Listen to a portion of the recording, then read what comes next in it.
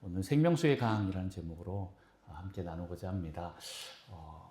원래 하고자 하는 말씀이 뒷부분에 있고요. 앞에 부분은 오늘 오전에 다 하지 못한 말씀을 가지고 좀 한번 살펴보려고 합니다. 그것은 다름 아니라 많은 분들이 궁금해하시는 에덴 동산은 도대체 어디에 있었을까라는 물음을 많이 합니다.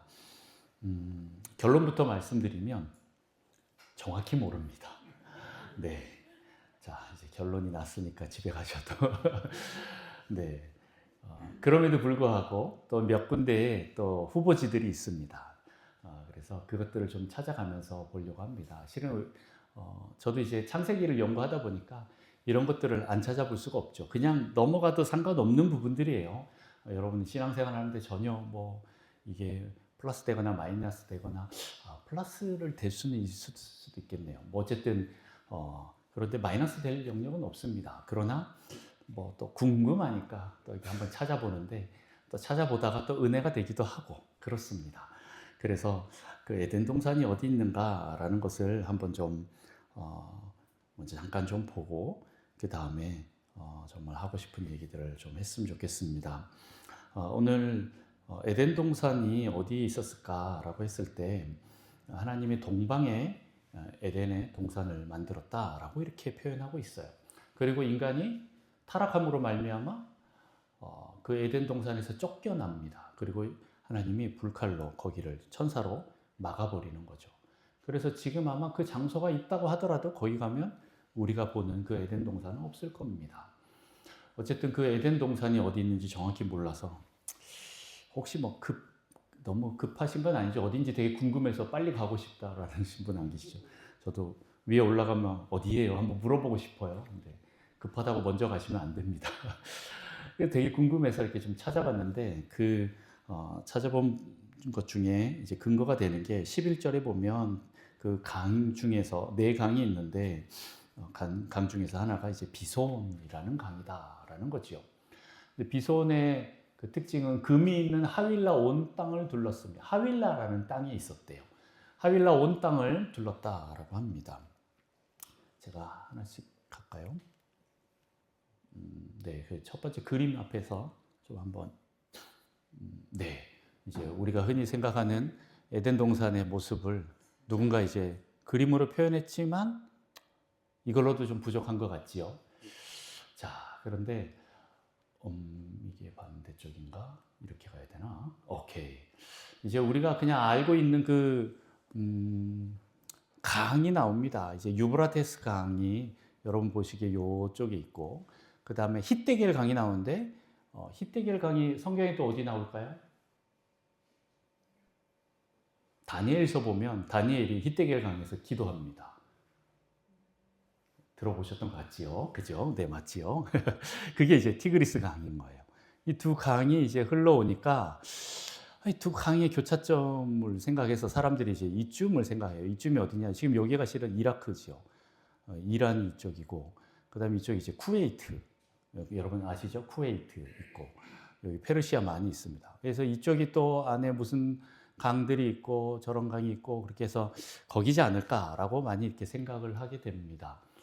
그래서 이 두 강을 기준으로 놓고 보는데 그러면 이 처음 얘기한 비손강은 어딘가라고 해서 하윌라 땅을 좀 찾아봤어요. 하윌라 땅이 이거는 이제 많은 사람들이 이쯤이 아까 얘기했던 그쯤이지 않을까 해서 여기가 이제 쿠웨이트 있는 데고 유프라테, 티그리스 강 그리고 이제 비손강이 이쯤 있지 않을까, 기온강이 이쯤 있지 않을까, 뭐 하윌라 땅이지 않을까, 그래서 에덴이 있지 않을까, 뭐 이렇게 사람들이 이제 상상도를 그려보는 겁니다. 그런데 이거 잘 안 보이시죠? 이게 위성 사진입니다. 위성 사진을 찍었을 때 지금은 그게 없는데 이제 비손 나중에 성경 오늘은 제가 이제 아주 상세하게는 말 못합니다. 이제 빨리빨리 넘어가야 되기 때문에 하는데 비손강이 이제 땅으로 들어간 지하로 내려갑니다. 그런데 이제 그 에덴 동산이 또 그 강들이 지금 우리가 보고 있는 그 지형하고 다른 이유가 노아 홍수를 통해서 지각 대변동이 한번 일어났어요. 여러분 잘 아시죠?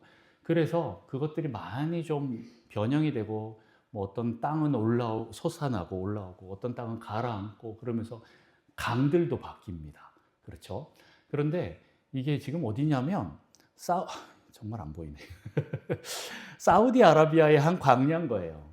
네, 그래서 제가 이제 점을 찍었어요. 그게 바로 어디냐면은 구글 맵에 들어가서 그 경도 뭐 이런 거 다 위도 이렇게 찍어갖고 요 지역을 찍은 거예요.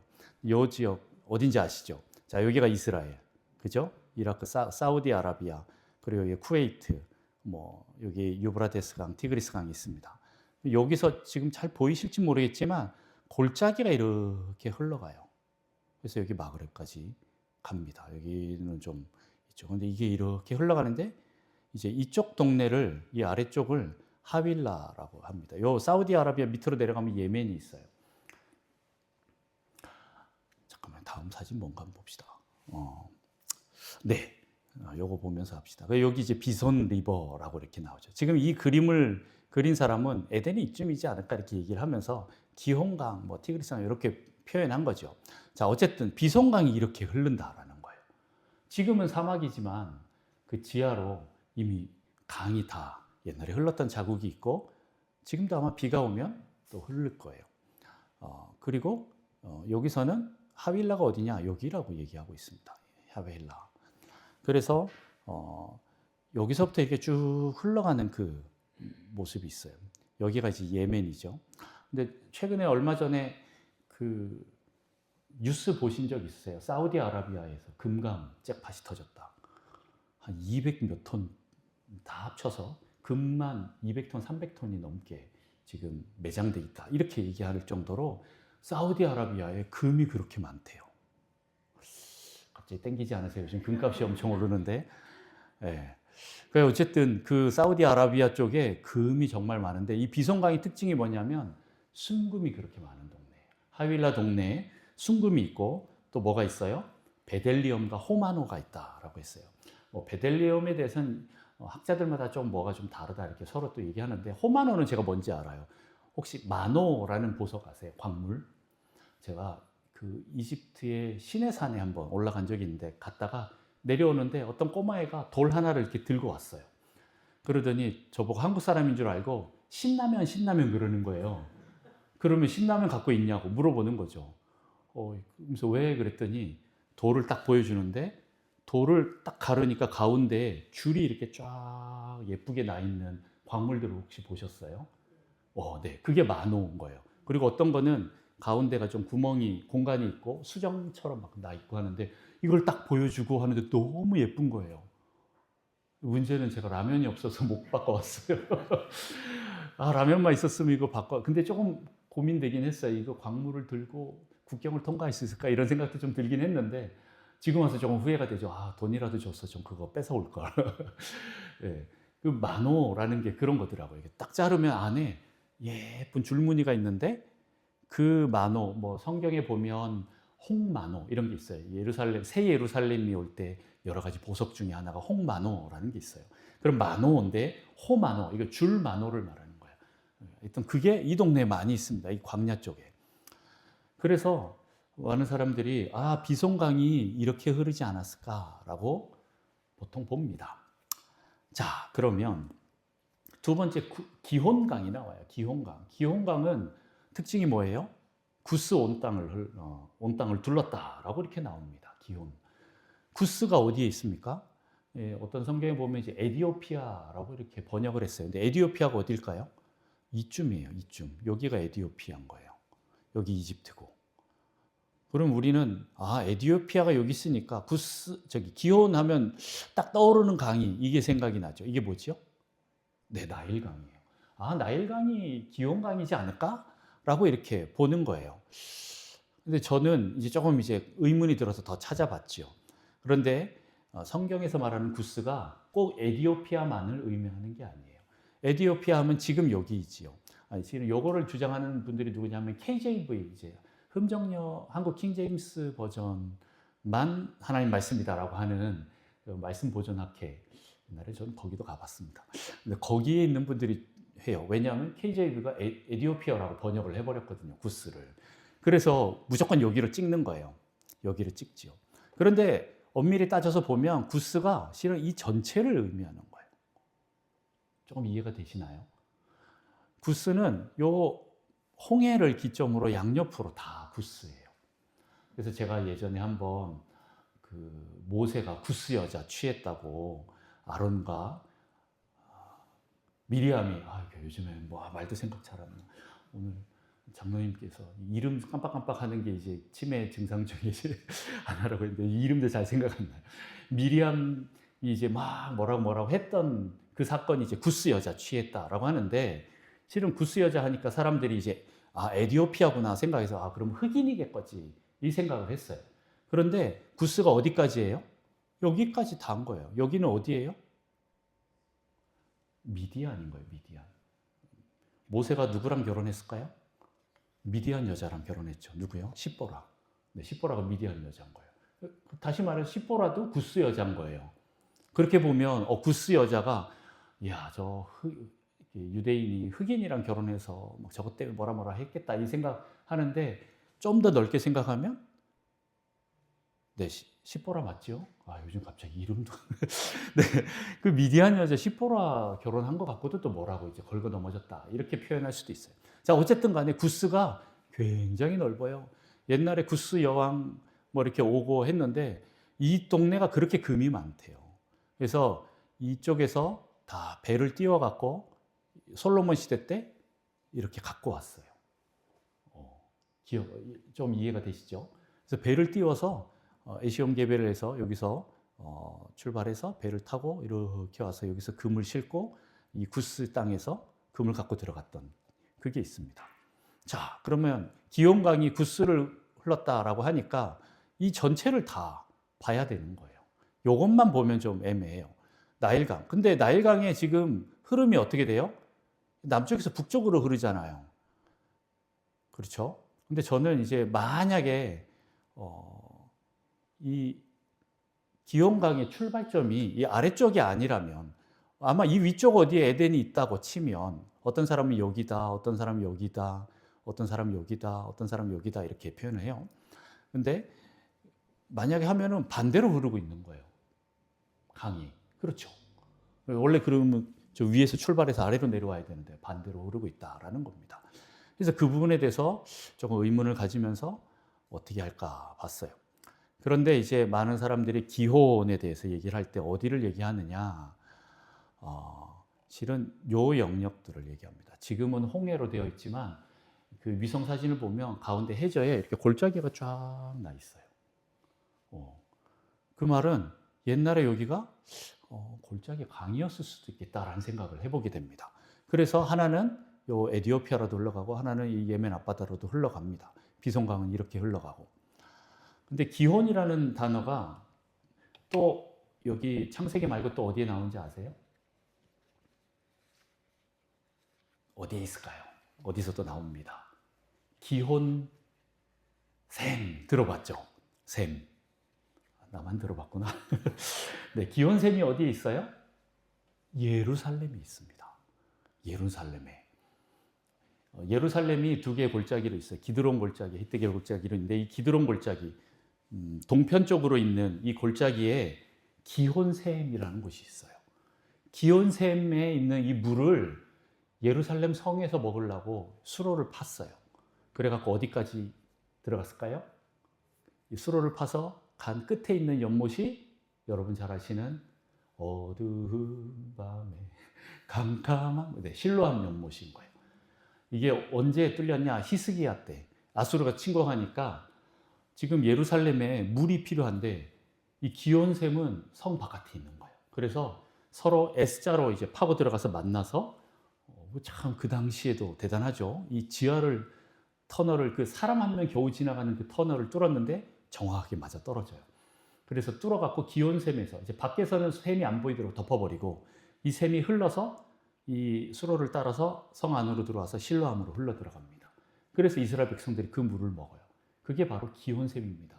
기온샘이 간헐천이지만 학자들이 얘기하기로는 이 예루살렘 이 성과 이 시온산에 있는 여기가 이 밑으로 내려가면 엄청난 수원지가 있다라고 이렇게 표현을 해요. 산이지만 해발 한 600m 정도 됩니다. 엄청난 산인데 거기 밑에 엄청난 수원지가 있대요. 그래서 이 기온샘이 터져 나오는데 거기서부터 물이 흘러서 뭐 지금은 이제 실로암 연못으로 흘러가지만 이제 좀 이따 보겠지만 에스겔서를 보면 이게 동쪽으로 계속 흘러서 어디로 흘러가는 장면들이 나옵니다. 그렇게 치면 기혼강이라고 한다면 만약에 또 기온샘 그냥 이제 추측인 거죠. 하다 보면 예루살렘에서 출발했다 하면 그림을 이렇게 그릴 수가 있는 거예요. 이해가 되시죠? 예루살렘으로부터 시작해서 예루살렘 산이죠. 그 옆에 요단강이 있는데 사해까지 내려와서 거기서 쭉 흘러서 이렇게 내려오다 보면 이 홍해를 따라서 흘러내려가는 게 이제 기온강이 될 수도 있다라는 겁니다. 그러면 이게 꼭 그 나일강이 아닐 수도 있다라는 의미가 되는 거죠. 자, 그러면 그 다음에 이제 유프라데스 티그리스 강이 있습니다. 티그리스 강은 요 히데겔 강이고 유프라데스 강은 여러분 잘 아는 이 강입니다. 근데 지금은 이렇게 흘러요. 그런데 이것들을 이제 네 강들을 연결하면 뭔가 조금 그 서로 다르게 흐르고 있는 것처럼 보이지요. 근원이 안 보입니다. 어디서 출발해서 어디로 갈까? 근데 세 강은 이쪽으로 해서 다 페르시아만으로 흘러가고 한 강은 홍해로 흘러서 이렇게 내려갑니다. 이 비송강, 기혼강, 히데겔강, 유브라데스 강 이렇게 보입니다. 그런데 만약에 그 수원지가 여러분이 생각하는, 제가 생각하는 예루살렘이라고 만약 한다면 이렇게 흘러갈 수 있는 거예요. 이해가 되시죠? 예루살렘에서 시작해서 북쪽으로 흘러가는 것들이 히데겔과 유프라테스 강으로 갈 수 있고 또 하나 남쪽으로 흘러간 거는 기온강과 비송강으로 흘러갈 수 있는 거예요. 그래서 학자들이 또 이렇게 보는 사람들도 있습니다. 이렇게 보는 것도 처음이었죠. 자, 그러면 근원이 예루살렘 쪽이라고 한다면 우리가 생각하는 에덴 동산은 어디였을까라고 추측할 때 조금 뭐 또 다른 쪽도 있긴 하겠지만 또 많은 그 사이에 또 많은 지형의 변화도 있긴 하겠지만 대충 우리가 추측해서 그냥 은혜로 한번 그냥 여기면 또 내 마음속에 좀 은혜 받겠다 하고 생각하는 그 지역을 하나 찍으면 뭐 이건 성경에 정확하게 나온 건 아니지만 예루살렘이 에덴 동산일 수도 있겠다라고 볼 수도 있어요. 근데 이게 저만 생각하는 게 아니라 또 이렇게 연구하시는 분들 그리고 유대인들도 이렇게 생각하고 있어요. 유대인들도 자기네가 예루살렘이 에덴 동산이었다라고 그렇게 보고 있습니다. 자, 이제 다 끝났지요. 자, 그러면 이 에덴 동산이 만약에 예루살렘이었다 그러면 이 산의 역사를 좀 거슬러 올라가 보면 이렇게 볼 수도 있어요. 창세기에도 예루살렘 그 성과 같은 지역이 한 군데 나옵니다. 어딘지 아십니까?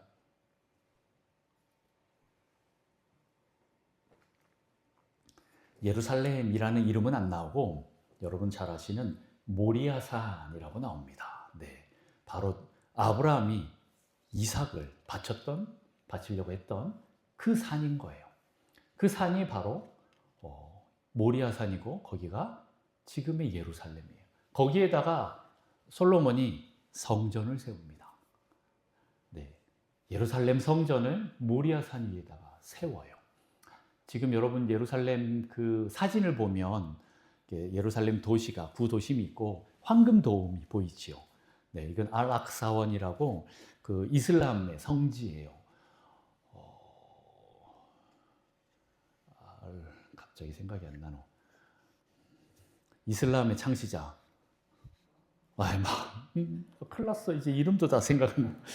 마호멧이 승천한 곳이 거긴 거예요. 그러니까 이슬람 사람들도 거기를 굉장히 중요한 성지로 여기는데 예루살렘도 유대교에서 굉장히 중요한 성지지요. 근데 지금 이제 발견된 것은 거기가 그 황금돔이 있는 자리가 성전 자리인 줄 알았더니 정확한 측정에 의해서 그 옛날에 6.1 전쟁하면서 이스라엘이 가갖고 거기를 빼앗았잖아요. 빼앗으면서 측정을 했는데 거기서 한 50에 한 70m 정도 떨어진 그 옆에가 성전 자리라고 정확히 났어요. 유대인들은 거기 안 들어갑니다. 관광하는 사람들은 그 아라크 사원에 들어가서 막 돌아다니고 사진도 찍고 하는데 유대인들은 안 돌아다녀요. 왜 그런 줄 아세요? 자기가 혹시 지성소 밟을까 봐 안 들어갑니다. 네. 그만큼 그 사람들은 거룩한 장소인 거예요. 자, 어쨌든 거기가 이삭이 바쳐졌던 장소이고, 이삭이 바쳐졌던 것처럼 나중에 또 누가 바쳐져요? 거기가 바로 예수님이 십자가 달려 돌아가시는 장소가 예루살렘이라는 거예요. 어떻게 보면 약간 조금 의미가 있죠. 인간이 어디서 타락을 해요? 에덴 동산에서 타락을 하는데 그것을 회복시킨 곳이 어디예요? 원점으로 돌아가서 거기서 하면 제일 좋겠지요. 네. 예루살렘에서 그 골고다 언덕이라는 곳에서 성 안에서는 이제 바깥이긴 하지만 어쨌든 그 동네에서 예수님이 십자가에 달려 돌아가시면서 죄를 해결하십니다. 에덴 동산에서 우리가 죄를 지어서 타락하고 인간이 멸망하는데 예수님께서는 다시 그 동네에서 다시 십자가를 통하여 죄를 해결하셔서 우리를 다시 영생으로 이끌고 계신다라고 하면 뭔가 조금 은혜가 되지 않아요? 네, 정확히는 모르겠지만 그렇게 볼 수도 있다라는 겁니다. 그리고 또 한쪽으로는 지금 모세가 창세기를 쓰면서 누구한테 지금 얘기하고 있어요? 이스라엘 백성들에게 얘기해서 이 사람들이 지금 앞으로 가야 될 땅이 어디예요? 가나안 땅이고, 그리고 우리 아브라함이 있었던 그 땅으로 가는 거고, 거기서 이삭에게 제물 바쳤던 그 모리아 산까지 가는 게 이 사람들의 목표점인 거예요. 그러니까 이렇게 에덴을 기록하면서 보면 이 사람들이 좀 제일 잘 알 수 있는 그곳까지 연결이 된다라는 겁니다. 자, 어쨌든 짧게 한다고 했는데도 20분이 훅 지나가 버렸는데요. 자, 에덴 동산이 대충 어딘지 조금 느낌이 오시지요. 네, 근데 이게 정확하게는 저도 여기다라고 말을 못합니다. 왜냐하면 이거는 그냥 이제 여러 가지 가설 중에 하나인데 제가 제일 은혜 받는 가설 중에 하나입니다. 어쨌든 그 예루살렘으로 지금 이스라엘 백성들이 들어가고 있고, 또 만약에 에덴 동산에서 그렇게 흘러나온다라고 보면 오늘 에덴 동산에 대해서 이 강에 대해서 얘기할 때 제가 이 강의 특징들이 생명이랑 연결되는 것으로 제가 얘기를 했습니다. 그 강을 통하여서 그 살리는 강, 생명의 강이 솟아나오는 것에 대해서 얘기를 하는 거죠. 에덴에서 그렇게 나온다라는 거예요. 다시 말해서 우리의 심령이 에덴처럼 바뀐다면, 에덴이 뭐예요? 하나님과 공존하는 곳이라고 했죠. 동행하고 같이 사는 거라 그랬어요. 그렇게 살면 거기서부터 생명이 솟아나온다라는 것을 우리가 영적으로 해석할 수 있습니다. 그런데 이게 좀 비슷한 부분이 어디서 나오냐면 에스겔 47장에 나옵니다. 여러분 잘 아시는 에스겔 47장 말씀 한번 볼까요? 1절에서 12절, 에스겔 47장 1절에서 12절 말씀을 교독합니다. 제가 먼저 읽습니다. 그가 나를 데리고 성전 문에 이르시니 성전의 앞면이 동쪽을 향하였는데 그 문지방 밑에서 물이 나와 동쪽으로 흐르다가 성전 오른쪽 제단 남쪽으로 흘러내리더라.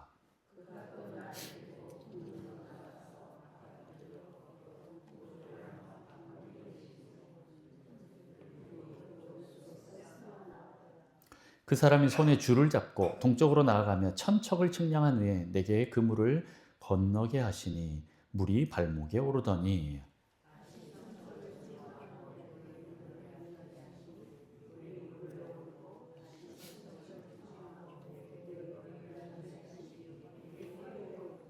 다시 천척을 측량하시니 물이 내가 건너지 못할 강이 된지라. 그 물이 가득하여 헤엄칠 만한 물이요 사람이 능히 건너지 못할 강이더라.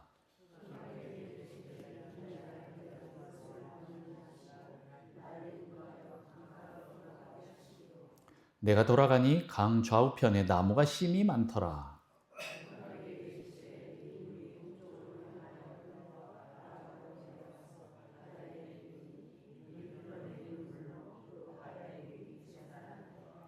이 강물이 이르는 곳마다 번성하는 모든 생물이 살고 또 고기가 심이 많으리니 이 물이 흘러 들어가므로 바닷물이 되살아나겠고 이 강이 이르는 각처의 모든 것이 살 것이며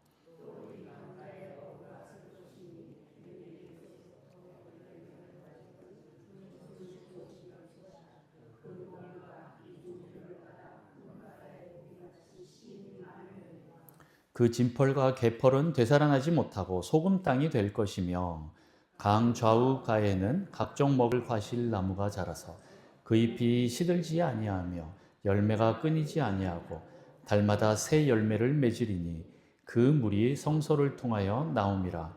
그 열매는 먹을 만하고 그 잎사귀는 약 재료가 되리라. 아멘. 네. 에스겔 47장에 보면 지금 성전에서 물이 시작되는데 어디에서 시작됩니까? 성전 문에서 시작이 돼요. 성전 문은 어느 쪽으로 향해 있나요? 동쪽입니다. 다시 말해서 해 뜨는 곳을 바라보고 있습니다. 정동을 바라보고 있는데 우리는 이제 지도를 보기에 편하게 하기 위해서 북쪽을 주로 위로 잡습니다. 근데 유대인들은 어디를 위로 잡는지 아세요? 네, 동쪽으로 잡습니다. 그 우리는 이스라엘이 세로로 이렇게 남북으로 길다라고 이렇게 보잖아요. 유대인들은 어떻게 생각하고 있을까요? 그러면 동쪽을 보고 있으면 가로로 길어요. 예, 그게 이제 유대인들이 보는 방식이에요. 우리랑 다르지요. 예, 다시 말해서 정방향 이제 그 방향을 잡을 때 동쪽을 봅니다. 그런데 이 성전 문도 동쪽으로 나 있는 거예요. 해 뜨는 곳으로 나 있습니다. 거기서부터 물이 나오기 시작하는 거예요. 물이 나와서 동쪽으로 흐르다가 성전 오른쪽 제단 남쪽으로 흘러내리는 이제 남쪽으로 내려가는 거죠. 동쪽으로 나와서 남쪽으로 흐르는 겁니다. 머릿속으로 이제 상상을 해보면 아까 예루살렘 성에 성전이 있으면 동쪽으로 흘러서 이제 그 기온샘 있던 아까 기드론 시내로 남쪽으로 흘러내려가는 그 장면이 나오는 거죠. 어쨌든 그 시온산에서 예루살렘에서 물이 터져서 나오기 시작하는 거예요. 아까 기온, 제가 아까 그것도 빼뜨려 먹었네. 유브라데, 죄송합니다. 이건 좀 다른 건데, 유브라데스 강이 있잖아요. 유브라데 강이 우리가 생각하는 저 윗동네 유브라데 강도 있는데, 이스라엘에도 유브라데가 있습니다.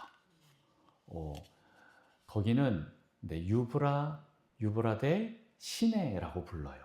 그래서 예레미야서에 보면, 유브라데에 가서 그 띠를 적셔서 물에 넣어놔라. 물에 적셨다가 갖고 와서 어디다 넣어놔라. 이렇게 얘기를 합니다. 그리고 꺼내보라고 하면 이제 썩었다. 이스라엘 너희 이렇게 썩었다. 이 얘기를 하려고 하는데 예루살렘에서 유브라데까지 가려면 최소 한 500km 가야 돼요. 그러면 갔다가 오고 벌써 한 2000km 가면 그 당시에는 우리가 서울에서 부산까지가 한 400km 되는데 보름 넘게 한 달 그렇게 걸린다고 치면 그 당시에 거기서 그렇게 갔다 오려면 거의 반년이 지나가는 얘기인 거죠. 그런데 만약에 이게 이스라엘 그 예루살렘에서 조금 더 위로 올라가면 있는 유브라데 시내로 간다면 조금 말이 조금 되는 거예요. 그래서 그 유브라데인데 그래서 어떤 글에 보면 유브라데스 강을 큰 강 유브라데라고 표현하는 게 있어요. 그 말은 뭐냐면 작은 강이 이스라엘에도 있다라는 거예요. 어쨌든 그 유브라데 시내가 그 예루살렘 옆에서도 또 흘러내려갑니다. 자, 어쨌든 그 지역으로 이제 히데겔 기드론 시내로 이렇게 또 흘러내려오는 그 모습들이 보입니다. 그렇게 나와서 하는데 오늘 여기에서 보면 에스겔을 데리고 가서 측량을 하는 거죠. 자를 가지고 측량을 하는데 천척을 측량한 후에 한 척이 한 45cm라고 치면 천척이면 한 450m 정도 됩니다. 450에서 한 500m 정도 된다고 치면 천척을 측량하고 나니까 어디까지 와요? 그 물이 발목까지 잠기는 시내겠죠. 그 정도는 쉽게 건널 수 있습니다. 그런데 또 천척을 측량하니까 어떻게 돼요? 무릎까지 잠기는 거예요. 네, 거기까지는 아직 좀 건널만 합니다. 그런데 또 천척을 측량하니까 어떻게 돼요? 허리까지 오는 거예요. 이때부터는 좀 힘들어집니다. 그리고 또 천척을 측량하니까 어떻게 돼요? 사람이 능히 건너지 못할 그런 강이 되었다. 헤엄칠 만한, 다시 말해서 붕덩 사람이 빠지는 그런 곳이 된다라는 거예요. 예루살렘에서 시작돼서 한 4,000척 정도 가니까, 다시 말해서 한 1.8km, 한 2km 정도 가니까 이미 사람이 빠질 만큼 엄청난 강이 되어서 흘러내려온다라는 거예요. 성전에서부터 그렇게 강이 흘러나오기 시작한다라는데 그 강의 특징이 뭐예요? 강 좌우편에 나무가 심이 많이 있대요. 네, 우리가 이제 상상해 볼 수 있죠. 강 좌우에 나무가 심이 많습니다. 제가 이집트도 가봤는데 이집트의 나일강의 특징이 뭐냐면 황량한 사막에 조금 가다가 보면 이렇게 나무가 보여요. 그러면 어딘가 보면 나일강인 거예요. 나일강 옆으로만 나무가 나 있어요. 나머지는 다 황량한 사막입니다. 그것처럼 유대 땅도 비슷한 경우가 많습니다. 그런데 이거는 그 차원이랑 좀 다른 것 같아요. 그 강 옆으로 나무가 심이 많더라라고 이렇게 표현하고 있어요. 엄청나게 풍성하다라는 뜻입니다. 그리고 그것이 이제 동쪽으로 향해서 흘러서 아라바로 내려가서 바다에 이르니 이 흘러내리는 물로 그 바다의 물이 되살아나리라라고 합니다. 이 바다가 어딜까요? 네. 이스라엘 백성들 히브리에 보면 욤이라는 단어가 나오는데 바다라고 하는데 이거는 갈릴리 호수도 바다라고 치고요. 사해, 염해도 거기도 바다라고 치고 저쪽 지중해도 바다라고 칩니다. 엄청나게 많은 물을 얘기합니다. 그렇게 흘러간 곳이 어디예요? 예루살렘에서 여러분들 보시기에 예루살렘에서 동쪽으로 물이 나왔다가 남쪽으로 쭉 내려오면 어디예요? 네, 사해인 거예요. 사해는 죽음의 땅이에요. 죽음의 바다인 거예요. 왜요? 더 이상 흘러갈 곳이 없기 때문에. 그런데 거기에 물이 얼마나 많이 흘러 들어왔는지 그 염분이 아주 높아서 사람이 막 둥둥 뜨는 곳, 그곳이 물고기가 살 만큼 희석이 되고 또 거기에 물이 가득 찬다라는 거예요. 실은 왜 사해가 됐냐면 해발 마이너스 400m인 거예요. 더 이상 갈 데가 없는 그런 곳인 거죠. 그런데 거기가 넘쳐서 흘러 넘칠 정도로 물이 많이 나온다라는 거예요. 지금 예루살렘으로부터 시작된 그 물이, 성전으로부터 시작된 그 물이 그렇게 와서 거기를 살리는 거죠. 그리고 거기에 뭐가 있어요? 물고기들이 살아요. 어디서부터냐? 어부가 10절에 보면 엔게디에서부터 에네글라임까지 그물을 치는 곳이 된대요. 거기 이제 다 사해거든요. 엔게디 골짜기 들어보셨죠? 다윗이 사울 왕을 피해서 숨었던 그 골짜기인데 거기서 물이 계속 나오기 때문에 거기서 생활할 수 있는 거예요. 근데 거기서부터 저 에네글라임 좀 더 북쪽까지가 그물 치는 곳이래요. 한 30km 되는 거리가 고기 잡는 곳이 그냥 그물을 그렇게 엄청난 고기가 있게 될 것이다. 지금 우리 머리로는 거기가 황량한 사막처럼 광야처럼 느껴지는데 생수의 강이 터지면 어떻게 돼요? 거기가 다 엄청난 강, 아마 홍해 같은 그런 강들이 생길 수도 있겠다라는 생각을 해봅니다. 그러면서 각종 고기가 거기서 살고 큰 바다의 고기 같이 심이 많으려니와 큰 바다의 고기, 아마 고래 같은 것도 말하지 않을까요?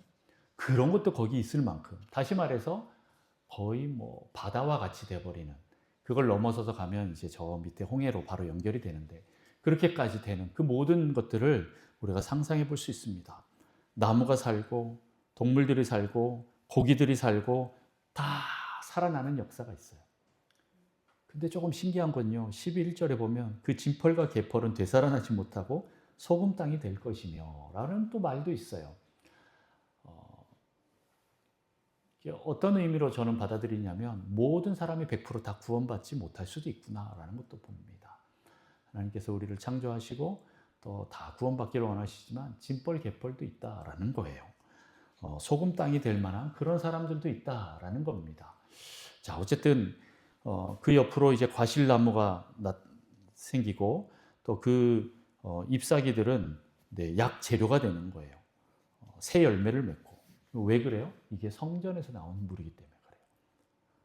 12절에 보면 그 물이 성소를 통하여 나옴이라 이렇게 나오고 있어요. 네, 성소로부터, 주님으로부터 그 물이 나오기 때문에 이 일들이 일어나는데 아마 옛날에 에덴 동산이 이러지 않았을까라는 생각을 해보게 됩니다. 그만큼 지금 엄청난 일이 막 벌어지고 있는 거죠. 그런데 이 일이 여기만 이렇게 나올까요? 여러분 잘 아시는 계시록 22장에도 가면 이 에덴 동산을 회복하는 장면이 나와요. 우리 계시록 22장 1절에서 5절 말씀 한번 교독합니다. 제가 먼저 읽습니다. 또 그가 수정같이 맑은 생명수의 강을 내게 보이니 하나님과 및 어린 양의 보좌로부터 나와서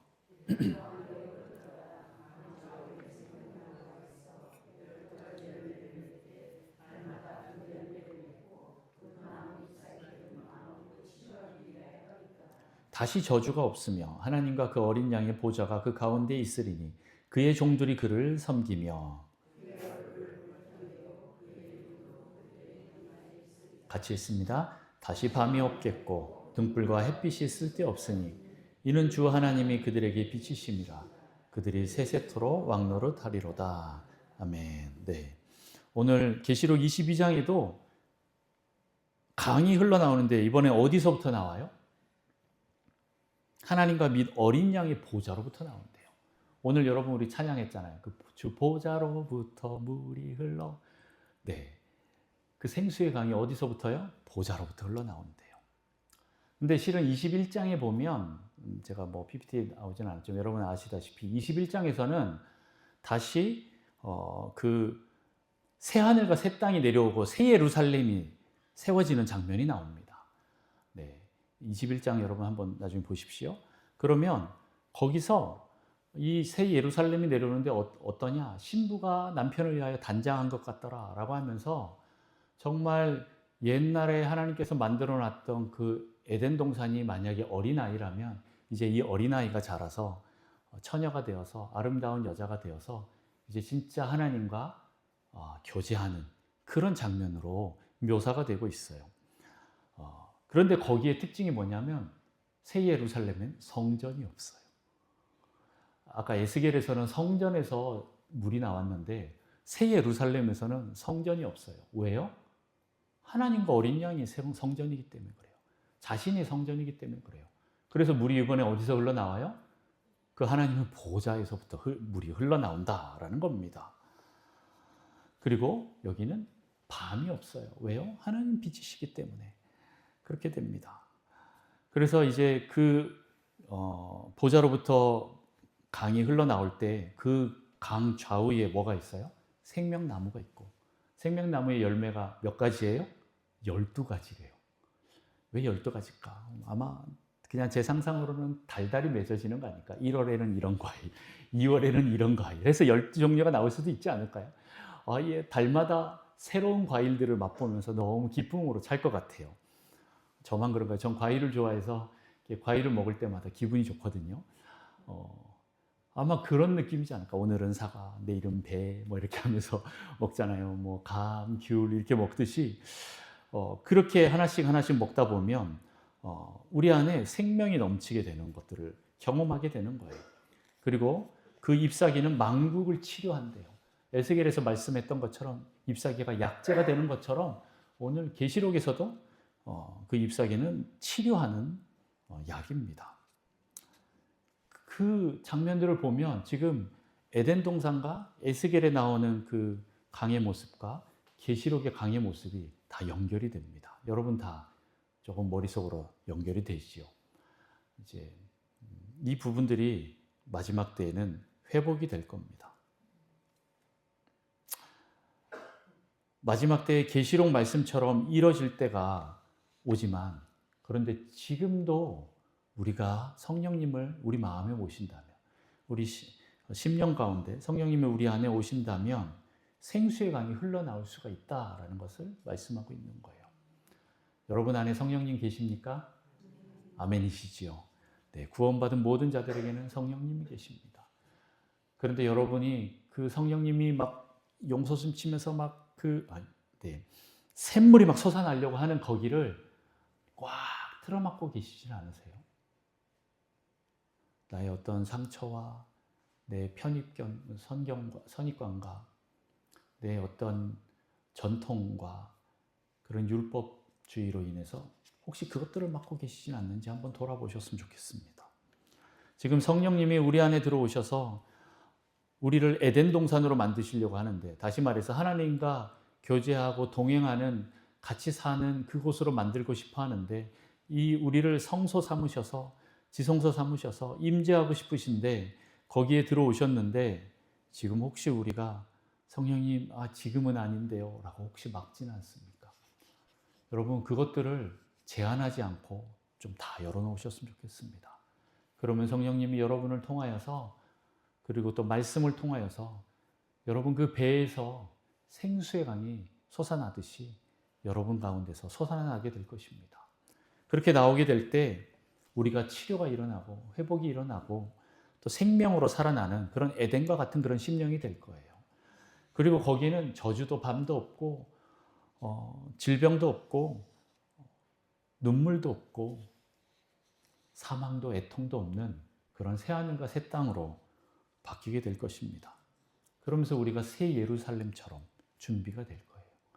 마지막 때의 새 예루살렘이 준비되지만 우리가 주의 거룩한 신부로서 그렇게 준비되는 거예요. 그래서 여러분의 심령이 하나님과 동행하는 그 에덴이 된다면, 하나님의 임재가 여러분 가운데 있다면, 성령님이 여러분 가운데 있다면 여러분 배에서 그 영혼에서 그 생수의 강이 날마다 흘러나올 것입니다. 그것을 위해서 여러분 계속 기도하십시오. 어떻게 해요? 성령 충만함을 위해서 기도하는 겁니다. 그런데 이게 쫄쫄쫄쫄 나오다가 끝나는 정도가 아니에요. 어느 정도요? 내 무릎을, 내 발목을, 무릎을, 허리를, 그리고 내 키를 창이라게 덮는 내가 능히 건널 수 없을 만큼 엄청난 강으로 쏟아져 나온다라는 겁니다. 그런데 내가 제한하면 어떻게 돼요? 발목까지만 나오세요 이러면 한계가 분명히 생기는 겁니다. 여러분, 성령님 하실 그 일들에 대해서 여러분 한계를 짓지 마시고 제한하지 마시고 계속 열어놓으십시오. 그럼 주님이 오셔서 여러분들을 계속 새롭게 하고 또 생명으로 풍성케 하실 것입니다. 기쁨으로 풍성케 하실 것입니다. 그래서 오늘도 여러분 성령 충만함을 위해서 같이 기도합시다. 성령의 은사를 구하는 여러분 되셨으면 좋겠습니다. 여러분, 성령님이 우리 안에 계시면 은사는 우리가 받는 게 아니라 뭐라고요? 드러나는 것이다 라고 했어요. 내 안에서 충만하게 솟아나오는 거예요. 그 강이 솟아나오듯이 사랑과 은혜와 은사가 터져 나오는 것입니다. 그런데 그렇게 구하는 자들에게 하나님께서 아낌없이 부어주신다고 하신 그 약속을 여러분 믿음으로 선포하시면서 계속 하나님 앞에 나아가십시오. 여러분의 어떠한 행위로 받는 게 아니에요. 내가 열심히 기도하면 주시겠다? 아닙니다. 오직 은혜로, 오직 믿음으로 받는 거예요.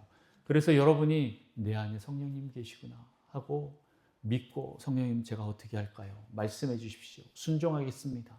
이 마음으로 간다면 오늘도 여러분에게 성령님 말씀하시고 여러분을 말씀으로 인도하실 것이고 그 말씀을 통하여서 여러분의 영과 혼과 육을 새롭게 하실 것이고 생명으로 풍성케 하시고 치료하시고 회복시키시고 그래서 여러분을 에덴 동산으로 만드실 것입니다.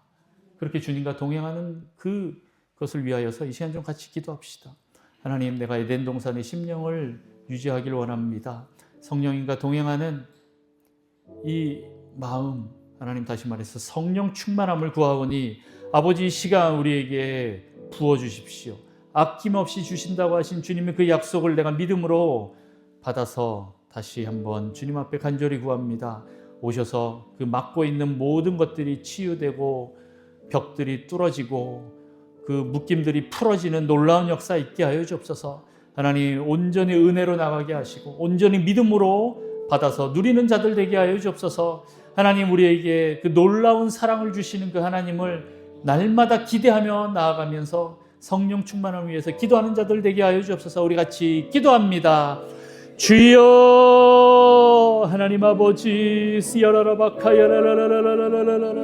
아버지 우리가 성령 충만함을 구합니다. 하나님 우리의 심령이 에덴 동산과 같은 그런 장소가 되기를 원합니다. 하나님이 그 에덴 동산에서 주님 우리 생각으로 상상으로 감당할 수 없을 만큼 엄청난 강의 그 근원이 흘러나오는 것처럼 하나님 에스겔의 그 말씀처럼 성령의 그 생수가 흘러나온 것처럼 하나님 우리 마음 가운데서 성령님의 놀라운 역사가 흘러나오기를 원합니다. 하나님 우리 안에 이 심령이 하나님 거하시기에 임재하시기에 하나님이 지성소 삼으시기에 부족함이 없는 그 심령으로 주님 우리를 갈아엎어 주시옵소서. 하나님 우리 안에 있는 모든 상처들을 치료하여 주시고 하나님 육체의 질병들을 치료하여 주시고 우리 마음의 문제들을 주님 해결하여 주옵소서.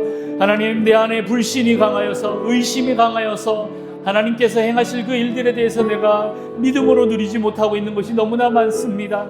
아버지 우리가 회개합니다. 아버지 용서하여 주셔서 아버지 우리 안에 막힘이 없도록 하나님 뚫어주시옵소서. 하나님 그 성전으로부터 흘러나오는 그 생수의 강이 하나님 그 보좌로부터 흘러나오는 그 생수의 강이 우리를 완전히 덮을 수 있을 만큼 하나님 이 모든 막힘들이 뚫어지게 하시고 하나님 묶임들이 풀어지게 하시고 자유케 되게 하여 주옵소서. 하나님 우리 안에 생명으로도 충만케 하여 주옵소서. 하나님 우리 안에 있는 모든 질병과 눈물도 저주도 어둠도 사망도 애통도 하나님 다 떠나가게 하시고 새하늘 새 땅으로 하나님 우리를 만들어 가시옵소서. 하나님 그 신랑 되신 예수 그리스도 앞에 잘 준비되는 그 신부처럼 하나님 우리가 온전한 새 예루살렘으로 준비되게 하시고 새 신부로 준비되게 하셔서 하나님이 원하시는 모습으로 주님 우리가 변화되게 하여 주옵소서. 날마다 성령 충만함으로 주님 우리가 변화되기를 원합니다. 하나님의 그 사랑으로 풍성케 하시고 그 은혜로 풍성케 하시고 하나님 그 은사로 풍성케 하여 주옵소서. 하나님 우리가 믿음으로 하나님 우리가 구하오니 주님 우리에게 성령 충만함으로 날마다 역사하여 주시고 아버지 우리가 구할 때 주님 그 은사들이 드러나게 하시고 주님 하나님의 교회를 세우는데 하나님의 나라를 세우는데 주님 우리를 사용하여 주시옵소서. 하나님 치료하는 것으로 우리를 사용하여 주옵소서. 도구로 삼아 주시옵소서.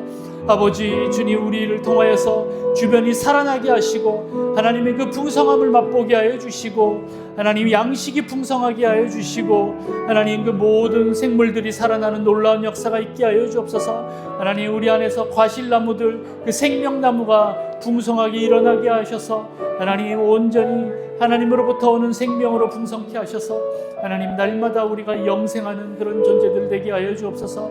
주님과 얼굴과 얼굴을 대면하여 주님 교제하는 자들이 되게 하여 주옵소서. 아버지 우리 심령이 에덴 동산처럼 바뀌게 하여 주셔서 하나님 온전히 주님과 동행하는 자들 되게 하여 주옵소서.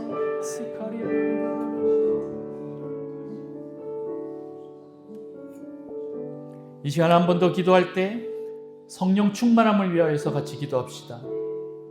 이 시간 여러분들이 기도할 때 하나님께서 반드시 응답하십니다. 그 성전 문지방에서부터 흘러나온 그 물이 우리를 발목으로 무릎으로 허리로 그런데 키로 덮을 만큼 엄청난 그 생수의 강으로 흘러나오듯이 하나님 그 배에서 생수의 강이 흘러나와 나를 덮을 것이고 나를 새롭게 할 것이고 나를 치료할 것입니다. 나를 생명으로 인도하실 것입니다. 그리고 은사로 풍성케 하셔서 하나님 나라를 세우는데 부족하지 않도록 부어주실 것입니다.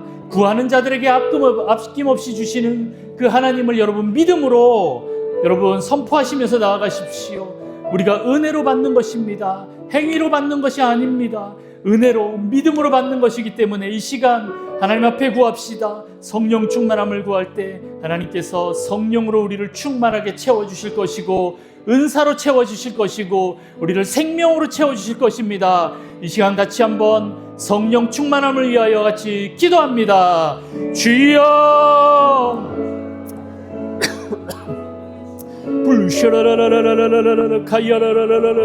아버지 주님 우리에게 성령의 충만함으로 주님 은사로 주님 부으시옵소서. 주님 기름 부으심으로 더 충만하게 채우시고 아버지 성령의 불로 주님 우리를 채우시고 주님 성령의 생수의 강으로 주님 우리를 부으시옵소서.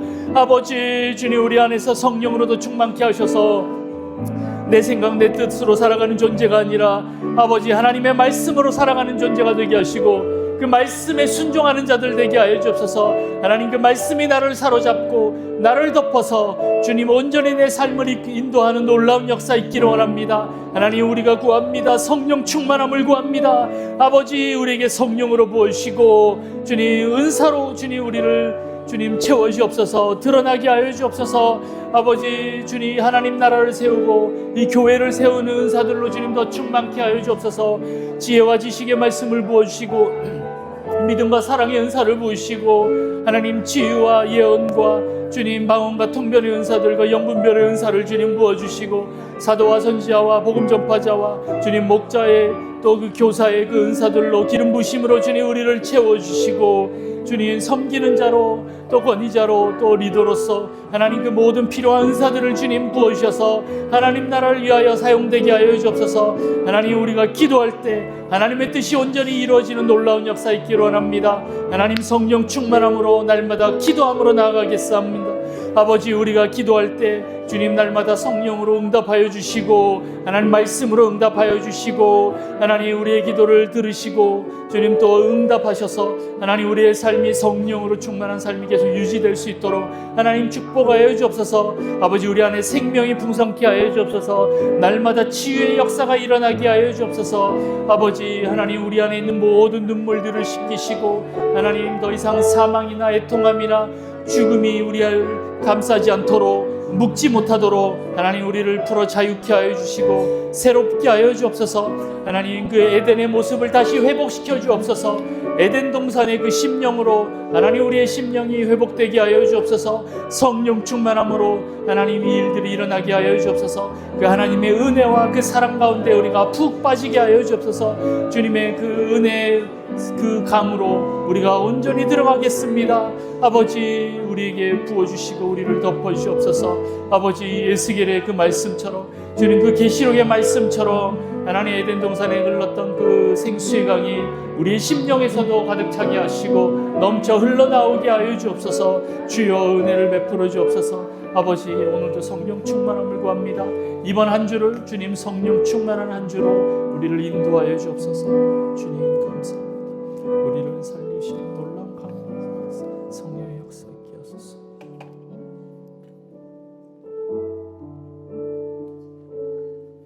하나님 아버지 감사합니다. 오늘 에덴 동산을 살펴보면서 우리의 심령이 하나님과 동행하는, 하나님과 함께 사는 그 에덴 동산이 되기를 우리가 간절히 원합니다. 하나님, 그렇게 에덴이 되기를 간절히 원하는 모든 자들에게 성령으로 충만하게 채워주십시오. 그 배에서 생수의 강이 흘러나오게 하셔서 하나님의 사랑과 은혜와 생명과 기쁨이 터져나올 수 있도록 하나님 축복하여 주옵소서. 하나님 성령의 능력과 은사들이 흘러나오게 하셔서 하나님 결실을 맺게 하여 주시고 수많은 영혼들이 치유되고 회복되고 구원받는 놀라운 역사 허락하여 주시옵소서. 하나님, 우리에게 은혜를 베푸셔서 날마다 성령 충만한 자가 되기를 원합니다. 하나님, 우리의 발목만 채우는 것이 아니라 우리의 키를 덮는 풍성하신 하나님의 그 생수의 강으로 온전하게 들어가서 하나님, 우리의 힘이 아니라 우리의 능력이 아니라 온전히 성령의 능력으로 살아가는 자들 되게 하여 주시옵소서. 하나님, 오늘도 우리를 살리시는 그 생수의 강이, 생명의 강이 우리를 덮어서 우리를 자유케 하시고 생명으로 풍성케 하셔서 날마다 기쁨이 넘치는 삶 살 수 있도록 주님 축복하여 주옵소서. 하나님, 특별히 또 우리 성도들에게 은사를 부으셔서 하나님 그 은사가 일어날 때 하나님의 나라와 교회가 세워지는 놀라운 역사 있게 하시고 하나님 그것을 믿음으로 날마다 꺼내 쓰는 우리 성도 될 수 있도록 축복하여 주옵소서.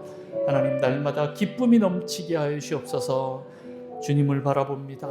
주님, 우리와 동행하여 주시고 하나님, 우리를 온전한 구원으로 인도하셔서 마지막 때 거룩한 신부로 준비되는 저희 북성실 교회 될 수 있도록 축복하여 주옵소서.